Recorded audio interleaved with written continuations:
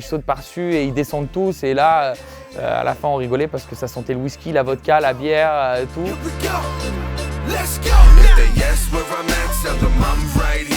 Bonjour, je suis Clément Grenier, joueur de football professionnel et joueur de paddle par moment.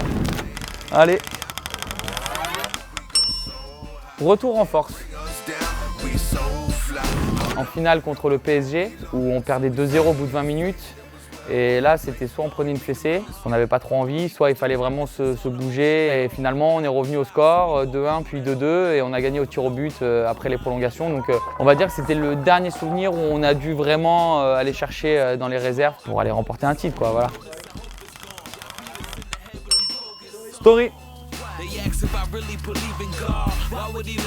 Je sais pas si c'est comique, mais plutôt très compliqué pour moi. On était en tournée au Brésil, en Amérique du Sud, et on avait un vol Rio-Paris qui a été malheureusement très compliqué parce que j'ai eu une intoxication alimentaire. J'ai galéré pendant beaucoup d'heures dans l'avion. Tout le monde dormait avec les somnifères et puis moi je ne pouvais pas dormir et ça a été un enfer pendant tout le vol. Mais bon, finalement c'était une bonne anecdote. Mais c'est vrai que ce retour-là, des fois j'y pense encore. À chaque fois que je prends l'avion, je me dis j'espère pas le revivre une seconde fois. Ok. Glory.